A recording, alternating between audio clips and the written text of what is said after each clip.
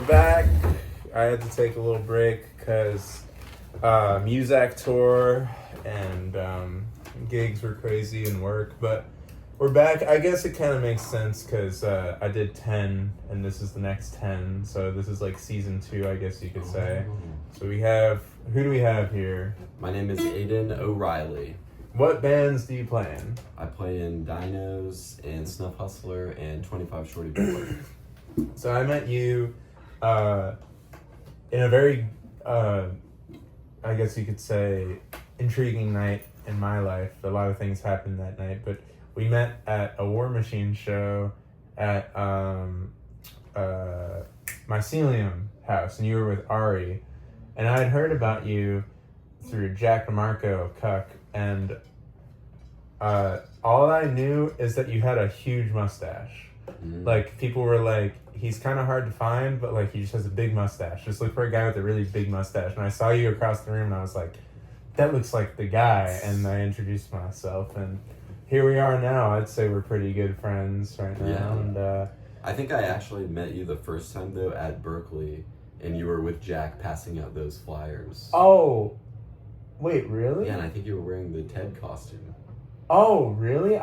Was I in the Ted costume, or did I have the drum? Somebody was in the Ted costume, but you had just, I think, snuck into the Guitar department office? Yeah. Oh, you were there? Yeah, Oh, I was, okay, that's like right funny. outside 150 on those steps. Oh, okay, right there. That's funny, yeah. Okay, maybe I did meet you. But that was the first time I really was like right next to you, and it was hearing you talk, you know? Okay, wow. So I was like, okay, I'm to Jack. Yeah. So, I always like to start these things by asking about people's backgrounds. So I know that you're from California, and you mentioned, we talked about this a little bit, but you grew up on a farm, Mm-hmm. or a large farm / crop growing place. So can you talk a little bit about your childhood and Yeah. growing up there and what that was like? I was born in San Francisco, moved when I was 2, so I don't really remember any of that, to Mill Valley, which is one of the first towns across the Golden Gate Bridge. Yeah. So tip of Marin, and lived in this town, Mill Valley, for until middle school. Then that's when I moved to the ranch. And there's not really any crops, but there is a lot of cattle. And it's like, you know, kind of a seasonal thing. So there's parts of the year where there is no cattle. And my parents were never heavily involved with like the kind of raising of the herd. But there's 3 ranches that we've all signed an agreement where the cows can graze across our land because they all touch. So you grew up next to the cows and Grew up next to the cows, and there's bulls. But yeah, it's like a really beautiful kind of ranch on a hill. So a lot of the land is like kind of unusable, but it's grazable. And you told me you worked at like a coffee shop when you were a teenager, No, or like a sweets shop, or a girl would come in and sell cookies. Oh yeah. I worked at the local cheese shop. That's what it was. Yeah, it was this tiny cheese shop with like made from the milk of their cows that was like right there, and it was crazy. Yeah, there was an Austrian woman who would slap me around. Yeah. Surprised that isn't a song. Yeah. Oh, yeah. Working on it. So, after meeting you, pretty shortly after I met you, I was introduced to some very important figures in your life, the guys in Petra. Mm-hmm. And it's my understanding that you went to high school with them. Yeah. Yeah. So can you talk about them? And I don't necessarily know the backstory, but it kind of seems like meeting them really sparked your musical interest bug. Yeah, so I didn't grow up listening to any music. My parents are super non-musical people. They don't even listen to music in the car or anything, so my exposure was like pretty much zilch. And then in middle school, I had some homies who were really into SoundCloud rap, so that was like the first music I ever like loved, like the first albums that I was like, wow, this is, you know, music is beautiful, was like SoundCloud rap. That's awesome. And then I somehow just like got into like 90s hip hop, and then 90s like grunge, and then Black Sabbath, and then from there I was in middle school? Yeah, in middle school. I was like, rock and roll is, you know, what's up. Yeah. So Black Sabbath was one of my bands. Yeah. It was crazy. The first song I ever played with a band was War Pigs. That's awesome. And that band was called Empire, and that was like Luca from Petra, Oliver joined later and then left, but Ezra and this guy Dan, and that was Petra, and They were really cool. They were a year younger than me. They were all super into music. Had been in this band, Empire band, since they were in second grade. So it was like a legacy. Wow. Kind of, not legacy, but like a Very childhood long, thing yeah. that they just kept going. And it just kept getting better and better. They just like never gave up on it. And I joined that. Didn't have a guitar player, so I joined. I was like just starting to get good at guitar. And then, so that really sparked a lot because we were into jamming and stuff. And so we learned how to jam and all that. So yeah, we were all best friends.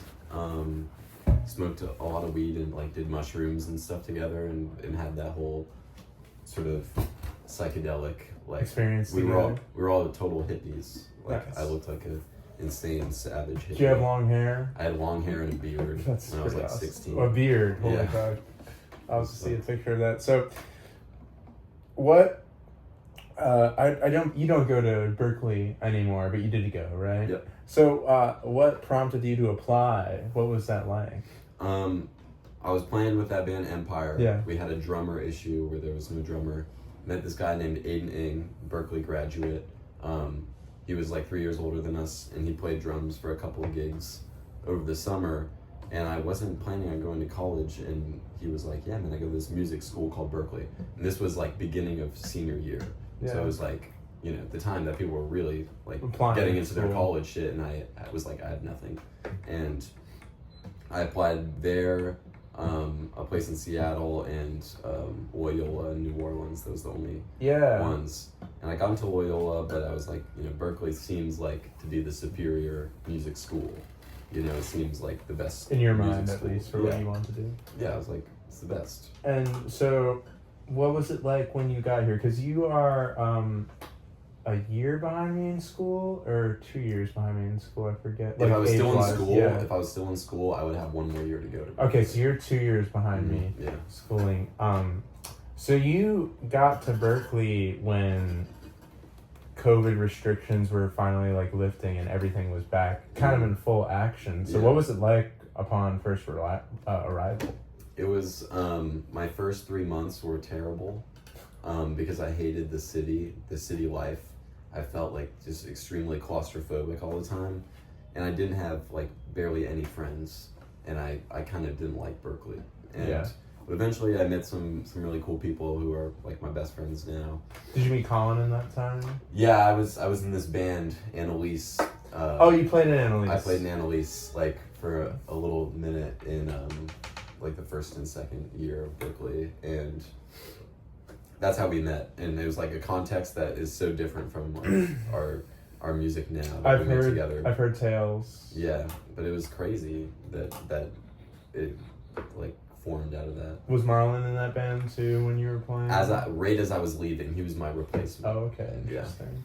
So you start playing with Annalise, and then time goes by, and you're writing music and playing with other people, and then DINOS is.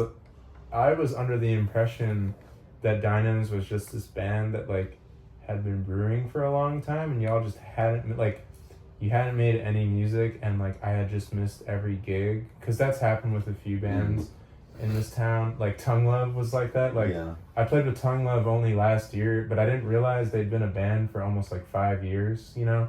And I think they didn't realize that Foxy Grandpa was a band either, maybe. So that's happened a few times, but Dinos only started last year. Yeah. So what was that like, the decision to make this music? And did you expect it to go as far as it's gone in No. such a short time? No. So it started because I got a 4-track, and I was like, okay, this is the shit. And then I was like, I had written a lot of songs beforehand, but nothing like that was really clicking with me. And something about the 4-track kind of helped me tap into just like writing things that I really thought were cool and interesting. And then I put out 2 albums just by myself, like recorded in my room. The first two Dinos records? The first 2 Dinos records, and I just put those out. You know, like I had really no intention of even starting a band. I was just like, I'm just making these This tunes is and like the releasing them. EP with the white cover, and My Room is Eating Me Alive. Yeah, Is that what it's called? Yeah. So I just made those because I was like, I'm enjoying this, like learning how to write songs on this 4-track. Like it felt like I was like kind of like a student of just like writing then. So I was doing that just for fun, and then I released them, and some people who I kind of respected in the scene, like, you know, like were like, hey, this is like cool, congrats. And then I was like, whoa, like so maybe people actually like this. That's crazy. And then I was like, okay, fuck it, I'm gonna start a band. Oliver from Petra was like, dude, you gotta start a band. So I was like, okay, it's time. And like I had never really like done that with like my own music, because the old Empire band in high school was like Covers mostly. it was mostly covers and stuff that Luca wrote, and I was just playing guitar. Yeah. So it was like I was a fish out of water, but I was like, Colin is a beast and like so reliable and sweet, and I think like they knew the vision. They dug the vision. Yeah, and Harmony was like one of the people that dug the record, or the second record, a lot. And so I was like, okay, I don't know Harmony at all, and she's kind of, you know, like a goddess of the scene. Yeah. And I was like, this would be insane, but maybe Harmony is down to play bass. And I asked, and she was like, yeah, I'm fucking down. Another person who like I just did not know about their existence until maybe like 6 months ago, and I'm realizing that I probably fucked myself by not searching. You gotta check it out. It's like, no, yeah. To me, it seems like classic Alston. Like, no, it is. like Yeah, Corner I mean, Stone. yeah. Some of the people that I've interviewed have brought up Harmony, and I was like, who is this? And then I would be like, oh, we were like at all these shows together, and we just never said hi. But anyways, another funny. I think I told you this before, but I was at your first gig. At the Cambridge Community Yeah, Center. and did I tell you? Have I told you that I was playing a gig that night at the Cambridge Community Center, but not for that show? You were in like one of the other rooms. Yeah. I've never told you this story. I kind of knew. No, you didn't tell me this story. I knew that there was something else happening there. So yeah, I was there to be the musical opener for a comedy club night that was in the basement, and they had forgotten, or the gig that you had was booked, and the Cambridge Community Center forgot to tell the guy who did the comedy night that this show was happening upstairs, and he was kind of like, oh shit. And I showed up, and I saw Abby Zachko and Berger at the door, and I was like, wait, what are you guys doing here? And they were like, we're playing. I think Viv was playing that night again. And I was like, what? What do you mean? And I didn't realize there was this whole benefit show happening. And I think when I got there, Salem was playing. I don't quite remember. Or Salem was playing, or either like Salem had just finished playing, because I showed up like pretty before this comedy gig. But yeah, I was opening this comedy gig, and Dress Better was on the bill, and I'd only seen them once, but they were like already one of my favorite bands in the scene. And it was a packed comedy gig. I played one song, and then I told them all to go upstairs and watch Dress Better after the show. I later found out that probably got me fired from the gig. But when I got up after doing that song, y'all were playing. DINOS was playing, but you had long hair still, I think. And I caught like one song, and I just remember it was really loud and noisy. I just remember being like, "That was cool," but I never got the band name. And then I think I was hanging out with Jack DeMarco. I think I was hanging out with Jack DeMarco at the Cuckaversary show, like the big one where I played with Lex Walton, and I think he mentioned you guys. But yeah, so I was at that first show, and I'm just curious, what was it like playing these songs that people really like, you know, even on those first records, people really love Living With Your Lover and Make Your Feelings Hurt. Like those two songs are really popular with a lot of people. What was it like that first show for you? It was good. It was a surprisingly smooth first show. I feel like a lot of things that happened that night became like staples, and it just like the kind of like, it was a very chaotic show. We did a lot of songs that we never played again, you know, like a lot of experimented kind of tunes that we just dropped immediately after, but it made it really kind of hectic. And it was a great show. I like had never been to the CCC, and it was sick, and met the Tourniquet that night. They were playing too. I forgot about that. And yeah, like when I'm thinking about Dinos, I you know, I feel like the Tourniquet is just like interwoven. It's interwoven for me. I'm just like, as long as we have been playing, we've like known these guys and kind of look up to them, and like they're pretty in terms of how they do shows and stuff. from what I understand, they're like the opposite of y'all, in that you guys are very new and just put out music. They're very old and just put out music. Yeah, right? yeah. So that's crazy. That's great that your first show, and there were a lot of people there. I remember there was like a good amount of people. I was like, whoa, this is good. Bumping. And then y'all just kind of kept playing shows, it seems like, and really building up a big traction. First time I met you was at Mycelium, and then I think maybe like 2 weeks, I forget when, but like sometime in November, I saw you play at O'Brien's when Petra was here. That was my first time seeing you. Was when Oliver was on the big keyboard. Oh yeah. And I just remember being super blown away. I was like, whoa, this is crazy, because I was kind of in a slump, because a lot of the bands that I knew had moved away, like, you know, or like bands that I've been playing with, people moved away, so I wasn't playing as much. Some people moved to New York, like Charlie Monaco and Scotty, and I had been seeing them like almost every other day, you know, hanging out or playing shows with them. And then, you know, like other bands were on breaks, or like stuff was going wrong, and then like a band or two broke up. But I think the thing is, oh, hello, what's happening? Yo. You want to be in the interview? Oh shit, man. This is Lucy. I'm 25 Shorty Bulwark. Yeah, what's going on? My Jables, who is this? This is the favorite musician mugs interview series. Oh, hello, my mugs in arms. I'm so tired because I just got here from a bus from New York. But You dipping? I wanted to say goodbye to you. This is what beautiful Austin people. is about. Bye, Lucy. It's all love in Bye. Austin. Oh, Get home good, get some rest. Yes. This is not the first cameo that has happened on this show. Yeah. Oh yeah. Next, you gotta interview Lucy. You know, that would actually be a good one. I would love to. We'll Yeah. talk about my garage band saga. And Yes. Yes. That would be DJ Lucy amazing. Luke. Alright. DJ Lucy Luke, shout out. All right, see you later. But I was just saying, as I was saying, I was really blown away with the show. Thank you. And I think the song that really stuck with me, and I'm going to ask you about this later, because we talked about it a lot, but I remember you played Life is Like a Dream. And I think that was the only song, that on that set, I think that was the only one where you tuned the guitar to B. Because I remember when we first met, you had been telling me that you used this funky tuning, and that this guitar was in it. And then you tuned it to that, and you played that song. I was like, wow, that was wild. And then ever since that show, it seems like you guys have played a show at least like every week for like... Yeah, I don't know exactly how it happened, but it just we played that first show and we're like, okay, we definitely got to start playing more, because the idea was that we were gonna play and write stuff and record like a live album. Yeah. And so that was about a year ago. We still haven't recorded that album. But you've done 2 albums. We've done 2 albums, but it seems to be so impossible to get like 3 of us in like a space anywhere and just like actually record. It's impossible. Yeah. But it's coming hopefully one day. But yeah, so we were just like, let's play a lot, and then something happened where me and Colin were just like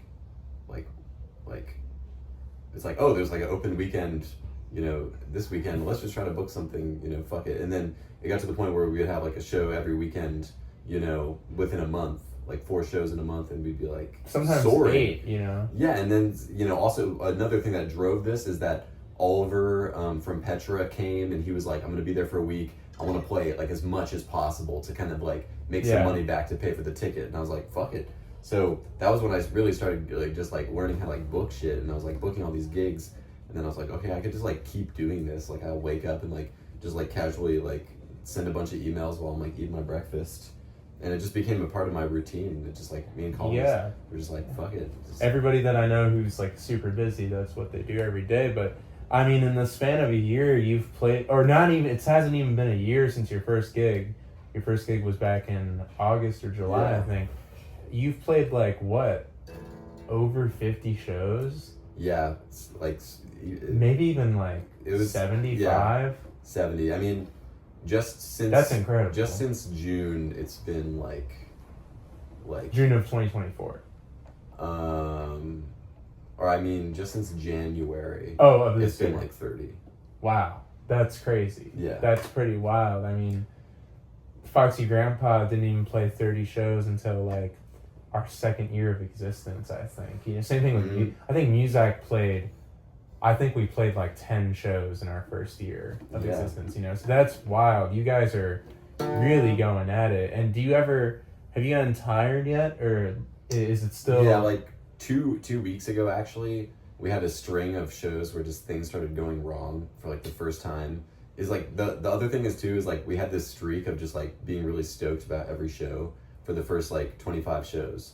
So we're like, this is like foolproof. And then finally we had some sort of like bad shows, and we're just like, what was the first one? What happened recently? 2 weeks ago? I can't remember. Like, it was I don't know. I don't want to say it, but it wasn't even. It was just random shit just going wrong with like the gear and just like kind of new people and stuff. And I don't know. It just got to me, and then I was like, oh my god, we're going on tour soon. Like, there's not going to be a break. We're like playing shows up until the tour, like right before we go on tour, and then right when we get back. Yeah. And then there's going to be a break, in July. But I was just like, I am kind of worried, like if we keep having shows that make me this like kind of stressed out and like crazy, like what if that keeps happening and I just like kind of lose my mind. And, that happens with everybody. But then I had a good show and I was like, that's I was like, that's what happens. That's insane. No, it's all good. I guess like last question, the history of DINOS part, but you just briefly mentioned that you have a tour coming up, and I remember back in like February you mentioned when we were recording stuff, you mentioned that you were thinking of booking this tour, and then like I think 2 weeks later you were like, yeah, I have the first show book. We're doing like all of the South United States. And I was like, what? Yeah. So what was that like? And if you want to like announce it on here, this will be out in like a week or two probably. Yeah. But if you want to announce it and tell people what it was like to book the tour, and then where y'all are playing and who it's with and such. So we did it, like basically half of the shows were like we didn't know anybody in the city, places we had never been before, and we're just kind of texting or DMing like anybody we could and just sending emails to bars and like slowly getting those worked out, and then made a few personal connections that like led to some gigs. But I mean, we're like still booking stuff. We're going in like 2 weeks, and there's still like 4 shows that we want to get, if we can. But it's crazy. So we're going on tour with the Tourniquet from New York City, the band that we played our first show with, who we adore, and they're just like great guys too. But they awesome, have a sweet truck. We're bringing like a full like backline amount of gear. I'm trying to get us a Jenny and a like PA, a small PA, in case we maybe just like want to set up somewhere and just go for it if we didn't have a gig that night. And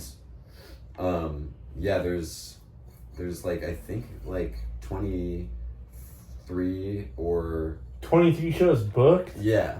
Wow. I didn't realize it was that many. Yeah. Holy crap. Whoa. It's insane. It's like back to back. That's wild. Wow.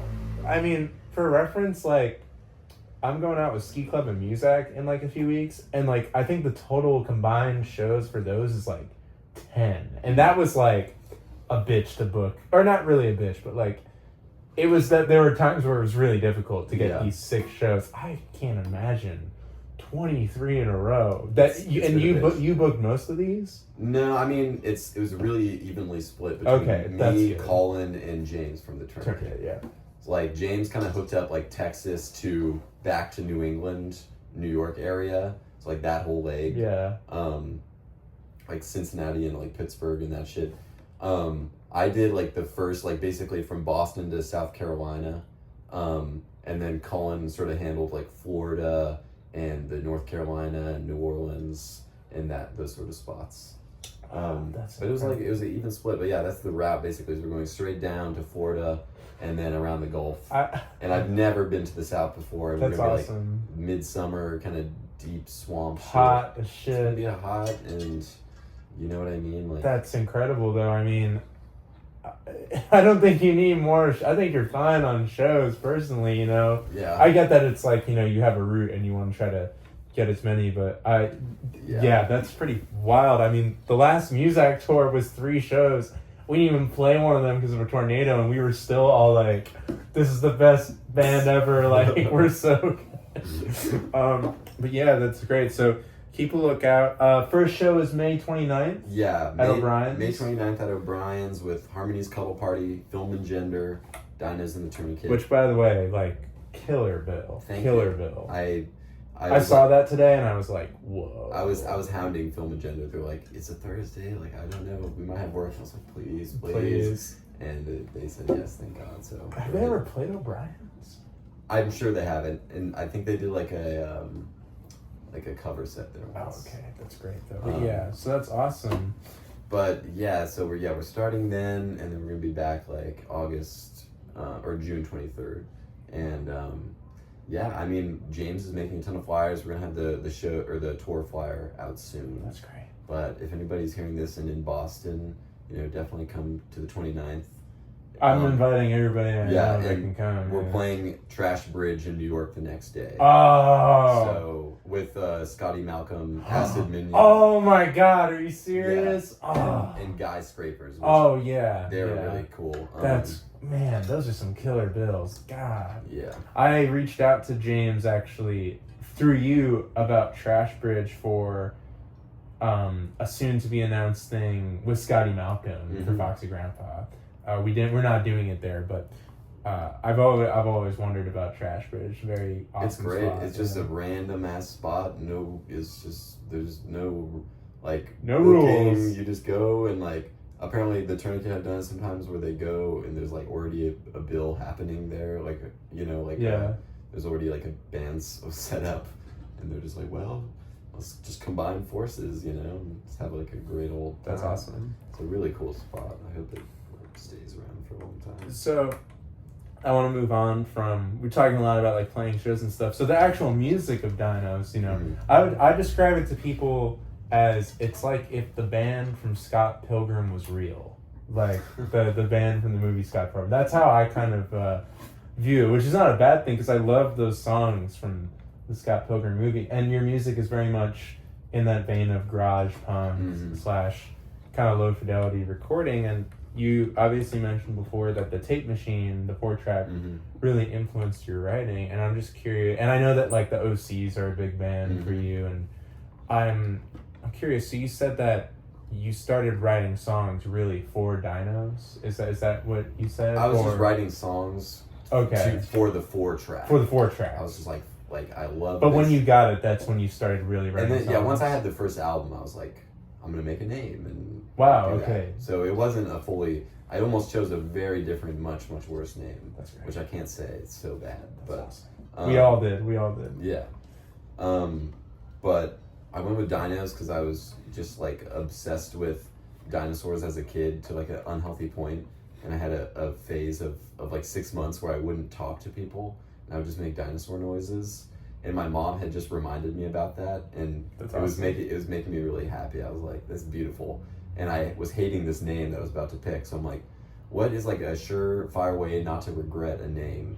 It's a pretty great name, and it's just that is something that was connected to my youth in such a beautiful way, and I was like, I gotta reconnect with that kind of youthfulness and silliness. And then I was like, okay, perfect. And band names can be tricky, but when that kind of clicked, it was the easiest thing ever. I was like, yeah. That actually is really enlightening because I always, listening to your music, which I do pretty often, it always is very goofy. Intentionally, it's very goofy but so cohesive still. And that is kind of a way to describe it. It is kind of like a kid learning how to make music, especially the earlier records. I feel like your newest record, which we'll get to in a bit, definitely has a little bit more of the Colin it has a little bit more of the Colin contributions and Harmony contributions, but I would say that's a really apt fitting backstory for the band. Yeah. And I'm curious what your songwriting process is like. You're obviously a guitar player mainly. Do you start with guitar stuff? Do you start with words? Where does it come from?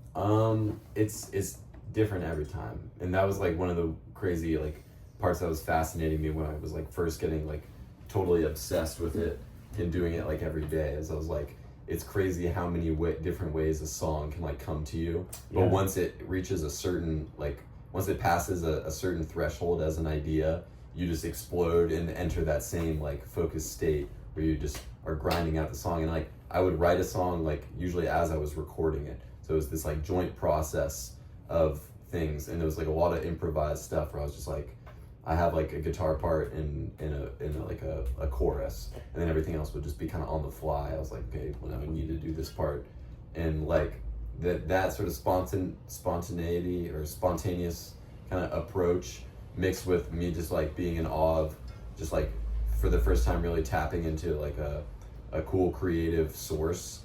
I was like obsessed. I was like, this is amazing. Is there a song where that spontaneity came through? Oh, nice. Yeah. That's released. Is there a song that you were writing as you were recording it? The first 2 records are like. Really? Yeah. Wow. They were all just like, I had like literally a third of the song, just guitar and vocals, and then I would record that and then just build the whole song around it. That's crazy. And like very, like I was just like also really into just doing everything in one take, and it would be kind of bad, but somehow it like didn't really offend the music. It like was like cool. A lot of the first 2 records are Yeah. one, like the songs that aren't the live band, which is a few, only like 1 or 2 on those first 2 records. Mm-hmm. Those are all like one take ideas. Yeah. Wow. That's not awesome. everything, but A lot of them. I was obsessed with how much I enjoyed like re-listening to the one take stuff. Whereas if it was just like very cookie cutter things and I wasn't like really trying to go for stuff, like on the first take, and then just be like, I'm sticking with that, Yeah, and then I'd listen back and be like, wow, like, you know what I mean? That's fun. Like, I really enjoy the way that sounds. I've been listening to a lot of like Sly and the Family Stone. I feel like they really like it seems like they had a similar approach where everything was just on the fly, one take. I mean, the way their music sounds too is like very kind of lo-fi, and like it sounds like, you know what I mean, like in a production sense, like that they had like a similar process. There's a rag going on, I think, especially like if you're talking about lo-fi music, like that record, especially to me, gives a really lo-fi aesthetic, and also the energy of like, let's just do this. Like, here's your part. Let's just play it. And the way that like Sly sings, it's like you can tell he just has like a notepad and then it's just going for shit on the first try. I mean, he's such a good singer. It's like everything is good that he does. So it's like, great. Why do we need to do it again? We don't. There's like a terrible hissing in the background. Whatever. So this new record, you have a new record out. It's called "I've Been a Bad Dinosaur." Mm-hmm. You've been working on this one for the longest amount of time. Yeah. Which was like 4 months, which is pretty hilarious. You make records faster than it takes. You finish recording records faster than it takes people to write like a 3-song EP sometimes, But I remember talking to you back at the end of last year, and you were like, I have like 2 records, like almost done. I just need like 2 songs.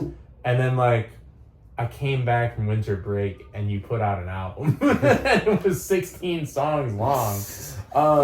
And I remember you were saying that you combined those 2 records. So what was the process like for building this record? Because it's really like a double album, So a lot of the songs I had just gotten an 8-track. So like I would say 70% of the songs are on the 8-track. So a lot of it was me kind of like reconnecting with the like a new process on a new piece of equipment, like the 4-track, and like kind of falling in love with this new machine and like finding out like what sounds good and stuff and all of that. And it's like a 488 Mach 2, and so those are kind of a bitch to use in terms of like routing. So it took me a good like 3 weeks to like really figure it out, get really like for it to start kind of clicking.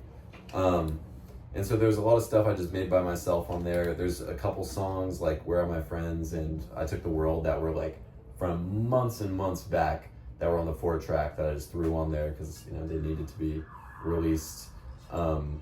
There's a couple other random 4-track ones. And then like the songs that I think I'm most proud of and people sort of recognize the most are the ones that me and Colin did, the 2 of us in California. We brought it out. You mentioned that. You brought it out there for a trip or something like that? Yeah, so like I've Been a Bad Dinosaur, like Lullaby. Mississippi. No, Mississippi Okay. was like the first song where I cracked like the vibe of the album. Okay. It was like the first one in that vein that we went down. But that was all me. And then our first date was like a total, we had mastered just this process in my room. But yeah, that was just me and Colin. And I think those two are sort of like the best in a lot of ways. And like, you know, like the production is like pretty clean and like listenable compared to like some of the other stuff. Yeah. You know? So it's like, I think those are, you know, the ones off the album that are kind of good, you know, or you know, or make the whole album like kind of complete. Click for you. Yeah. I mean, it's such a diverse record. I remember the first time I listened to it, I was going to pick up Sebastian from Minko from the airport. Or no, I was going to pick up his bag from the airport. I didn't even grab him.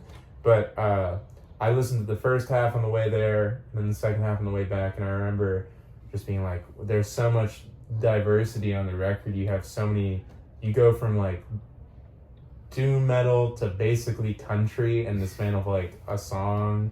There's like goofy lo-fi, like almost electronic things on there, and drum and bass, just pure rock. There's so much stuff. I think it really shows that you were exploring this 8-track thing, which is really cool. Now my personal favorites, well, I've told you, I'm an Ashtray. That's probably my favorite song, songwriting wise. I really just like that song. But I think my favorite, sound wise and also compositionally speaking, like musically, is probably Life Is Like a Dream, which I think that's a very, I mean, I might be wrong, but I think that's definitely the wildest song you've ever written in terms of like just how much stuff happens in that song. And I think it's fitting that it closes the record. It's a very like this is the last thing in the album. And was that one full band 8-track? Yeah, so so that was on the 8-track. It wasn't full band. Like I said, we've actually never recorded with the bass player. But it was you and Colin. It was me and Colin, and so there was like a scratch guitar. He recorded drums to the scratch guitar. Then we doubled the guitars, and then layered or bounced the live drums with the drum machine overdub. So you can barely hear it, but there's the reason sometimes if you listen, the drums sound so crazy. There's like weird percussion stuff. That's from my drum machine, which is like on everything else. So it's like nice that we kind of put it in that song somehow. And then just like 2 vocals and bass. I recorded the bass. Wow. But that one was interesting. It was you told me how you wrote the lyrics because I asked about that, but the music I've never really asked about before. It was basically like we were kind of getting bored of the current set and like just the basicness of like some of the chords, like the guitar playing. I was like, I just want to do more on the guitar. Like I want to play a song that's like almost impossible to sing and play at the same time. And it's just like a sort of a gauntlet, like an onstage gauntlet. Like it was 100% written with the intention of being like a live show thing. It's like we're like, now that we had been playing these shows, it was like the first song we wrote knowing that it was going to be played live, because everything else was this like catalog I wrote by myself and then we brought to the stage. But this was the first time where like me and Colin were like, okay, let's just write something that we know we're going to love doing live. And it was just the first one, and sometimes the first time you do something, it's the craziest and the best, you know? I don't know if you I like feel like that for 90% of things, like the first time is always the best. And so that song is just like, you know, first time trying that idea out, just like writing for the live show.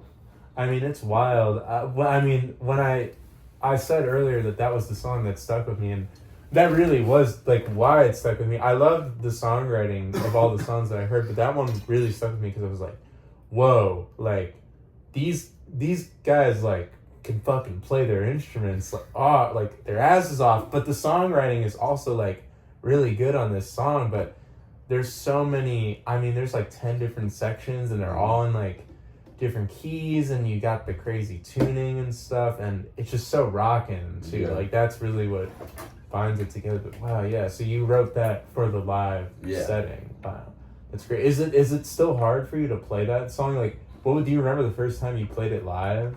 Was it wild, or did it kind of go off that? Yeah, the pitch? first time we played it live was, I think, in Vermont at Junkteeks, which is like this amazing venue in Vermont. And it was Oliver and Harmony both playing bass. Wow. It was on this like crazy outdoor stage. We couldn't hear shit. And it was super brutal to play. It was just like really hard. And I totally fucked up and didn't tell Harmony that Oliver was even gonna be there. And like we hadn't rehearsed with Harmony at all. So it was just like, we're like, fuck it, double bass. So there was like a lot of things that were kind of weird about that specific set. But it was awesome. Okay, the crowd was like not fucking with it, but they were not fucking with it. I think everything else was good, but that song was like, you know, kind of, it was still waiting to be dialed. Was it dialed in by the time that I saw that show? I think it was. Oliver. Yeah.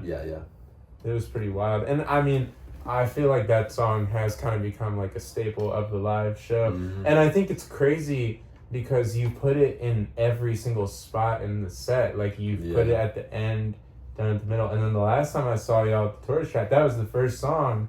And I think it's great because it works in every part of the set too. That's very rare for a song where you can play it at any point in the set and it'll feel at home, especially for such a gauntlet, you know? Totally. It's the thing is, the reason we move it around is because it's such a gauntlet, and like if it's at a certain point in the set, it can actually be too hard to pull off if we're like really tired. Yeah. So when it was at the end, it was a lot sloppier than it is now because we have it in like the middle or like towards the beginning. Yeah. And it was just like hard to do at the end of a set. We were just like sweating and dying. It's like a 6-minute long song and for Colin it's just like a lot of shit going on, and for me it's just like I get sort of out of breath, you know what I mean? There's a lot of words. There's a lot of words. And you don't stop playing the whole. You're playing like 16th notes pretty much the whole song, whether it's strumming or picking or something like that. And for some reason, the way my right hand technique is, some of those riffs are like still hard for me to pull off. That like the one like I mean, when I saw you actually that one is easy. Really, that's easy. That one is easy. Man. Oh yeah, that one's pretty tough. Because I do all downstrokes because that's the only way I can play it clean. Oh really? And then I have to. And then usually I would do the other part in downstrokes. Yeah. I can't even imagine playing that all downstrokes. Yeah, wow. That's just the only way I can play That's it. so like, funny. This is fucking insane. And then I switch and I'm like, now I'm going like this. And all the while singing, and it's just hard and like... That's tough, yeah. Exhausting. But yeah, so wow. When it works, it's like so fun. It's great, yeah. So that record, you put it out on Bandcamp, and then you just put it out on streaming, and we had kind of a faux release show the other week, a few weeks ago. Yeah. And then not even like a month later, you put out a fucking split with Jack-O-Lantern, which is Colin's band, and we've talked about that. And those are, because you're currently working on the next like big Dinos record, and those songs for the Dino side of that record, if I understand, are songs that you wrote kind of while or after you did this record, but are like a really big staple for the live show, and you kind of wanted to capture them down in a sense. Yeah. I mean, like, when we write a song, we tend to record it like very soon after. Yeah. So they just kind of were written for like live show, like, you know, and recorded, and then I was like, do I really want to wait? And then me and Colin were like figuring out what kind of songs, because it's like we had multiple songs to choose from, and so we were like, what's the vibe of this split? And the vibe was just like all of the most like distorted kind of fugly tracks that we had. That's a good way to describe it. I mean, Hey Bada Bada is pretty gnarly. I played that in the car for Salem. I think the day it came out, we had a gig and we were driving, and it was kind of a rainy day, so we weren't feeling like the hottest, but we drove to this gig, and I put it on in the car, and I was like, it was rocking. It sounded nasty. But it's real nasty. Yeah, and then the Jack-O-Lantern, I really like how that versus the Jack-O-Lantern side, which is really chill. It's a nice pairing up. But that's out as well, and it's called Cherry Sours, right? It's called It's Churro Time. It's Churro Time, right. So that's out, and then when can we expect, what's the progress on the next full length? You're working on, I won't say it here because it's still in progress, but you're working on a very cool concept for another record. And I asked you about it maybe a week ago or two, and you gave me an update. But what's the progress on that project? How's it going? It's And good. It's linked with the tour as Yeah. well. It's linked with the tour. It's going to be hopefully a long one, maybe the longest one yet. And it's going to be half like home recorded stuff, and then the other half like a collection of different live audio that we currently have and are planning on recording on the tour. Like, I'm going to bring the 4-track on tour and basically walk in with that whole being a new process for me is like Recording a live band, a literal live band. a live band, but like, you know, we get to the gig, I have to set all my shit up, but I'll have so many nights to like hone it in, and you know, I can hopefully just kind of pick the best. And that's like, I love like live albums where they do that. It's like the best from a tour, and I think it will like be the kind of full band album that I've been, you know, wanting to do, but in a cool way that captures the live band, which has sort of consumed the whole thing. It's been your white whale for the past year. It started where I was just obsessed with the recording, and now we're obsessed with playing shows. Yeah. Well, one last little topic to touch on before we do a duet, but you helped me record a record that's coming out in a few weeks, and I know that you were working with another band. Was it Sam DeVoren's band? Yeah. You were Gym working. Rat. You recorded Gym Rat, and then one of the Pelvic Floor bands as well. I remember when we were recording, you had a session with them at the Record Co. Oh yeah, Good Judgment. Good Judgment, yeah. So you record other bands occasionally. For me, it was I had these songs and I just wanted to record them, kind of like how you did. Like, I wrote them very quickly and played them live like once, and I was like, okay, they're ready to go, and we did it in your room. And then versus Gym Rat, which is, I think it's interesting that you've been striving to do the live record thing, because with Gym Rat, you recorded them live. Yeah. But that was very early on in the DINOS era. That was probably only like you'd been playing for 4 or 5 months, I think. Yeah.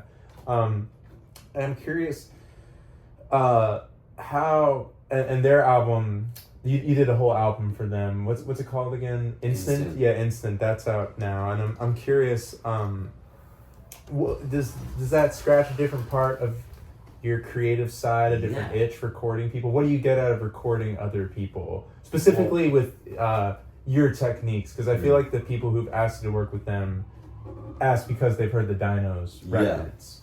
Yeah, so the first kind of opportunity I had like that, I've been recording people for longer than I've been playing guitar. So that was really actually my first kind of thing. And I came to Berkeley, you know, for guitar, but mostly to record. And I kind of fucked it all up in terms of what I ended up studying. But when I dropped out, I was like, that's what I'm going to pursue, is like recording bands. And I just also happen to have this passion for like the kind of cassette stuff. And so I've done a few cassette recording things, like Trey, who is a great drummer. I recorded this like free jazz EP he did called Duets, and it's like all these like his free jazz homies. And Is that out right now? Yeah, it's out. Oh, really? You would love it. Yeah, it's cool. Is it under his name? Trey? Yeah. Okay. Trey Tarzia. I'll have to look it up. And it's like, I was like, hadn't seen that much like kind of free jazz shit, and they ripped it up, and it sounded great. And I almost like went down a route of doing some more jazz stuff on the tape. Like, some people were interested, but I kind of dropped the ball on it. And then Sam, I just like kind of met somehow, and we just became sort of buddies, and like just like when we'd see each other, we'd kind of shoot the shit, and I think we had a mutual kind of musical respect. But even though we do such different things, it's like we have this weird cross section, and yeah, I don't remember. Oh, because I recorded some Ladybug songs. Oh, okay. I think so. He's like, okay, so this guy knows how to do some like kind of shoegazy type stuff, and so he asked me to come down to New York with them, and that's what we did. And the Good Judgment thing was like, we were playing a show, and I was like, I do producing stuff too. Nice. Because they're saying they wanted to record an album, and I was like, yeah, if you need, you know, somebody who is sort of only good at a very niche side of the recording stuff, I'm your guy. Yeah. But I guess they dug it. I really enjoyed. Sorry. I really enjoyed working with you because you kind of stayed out of the way, you know, and that's kind of what I get from other people. You really just were there to set things up and you press play. But every once in a while you'd make like a little suggestion, like you sang on one of the songs, or I asked you to play harmonica and I had an idea for a thing, but then you inserted something and I was like, that's great. Or like a miking technique. I would tell you what I wanted and you'd be able to kind of figure it out, you know, and it kind of seems like that's what your strong suit is speaking only when like necessary. Yeah. Well, I think sometimes, you know, there's a need for a producer and sometimes there's not, and your job is just to be an engineer with just a few nuggets of advice where you think it's like could be helpful. And part of, you know, what I've learned with like the DINOS stuff is that, you know, sometimes the first takes are the best, and like whatever songs that you had, I liked, and I was like, I don't want to interfere too much because it could taint the like kind of beauty, the innocence. And I think it's like sometimes two minds on one song is already a lot. Yeah. No, yeah, I mean, I think half the record, it's only 7 songs, but half the record was like one take. One of the songs I think was just a test recording. I forget which one it was, but we were setting up for the day and I was just like, let's just try this for the test. And I was like, that actually just sounds, or you would be like, that sounds good. And I'd just be like, all right, sure, man, whatever. Yeah. All right, well. We had our battles with the wiggling, but inevitably. Oh, the wobbles, on the tape, We accepted it. All right, well, thank you so much for being here.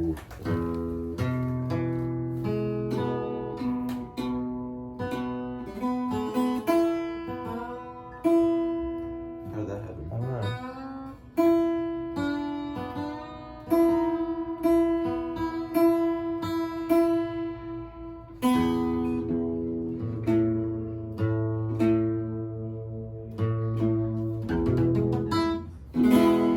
Close enough. Yeah. So we're gonna do a little duet. What are we doing here? We're gonna play "Satan Is Real" by the Lubin Brothers. I'm not gonna sing harmony because I don't know the words to the song. You should. Just hit a little. Satan You were sounding is great. real. Yeah. I'll try it. You covered this at Union Tavern, I think. Yeah. Harmony put me on this one. Harmony put you on this. Okay, yeah. It's beautiful country music with fun monologues. That's great. You make a joke. You're like, this song isn't. This song's by the Lubin Brothers, and it's something along the lines of like they're not great people, like they're kind of like the devil or something like that. Yeah. All right, let's try it. Count it off when ready. Thank you so much for being here. Also. Of course, thank you, Chase. Okay, how's it going? Satan is real, working spirit. You can see him in this world every day. Satan is real, working power.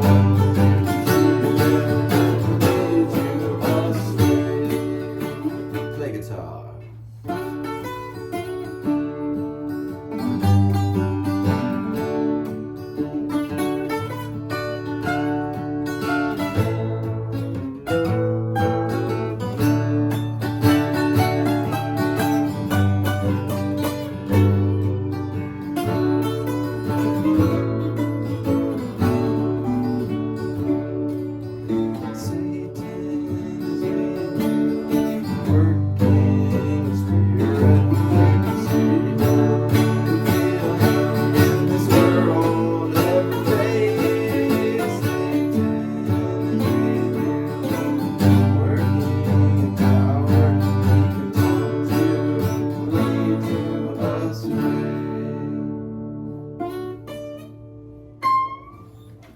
Nice. Thank you so much for doing this, man. Yeah, I Chase. appreciate it. Of course. Stay rocking.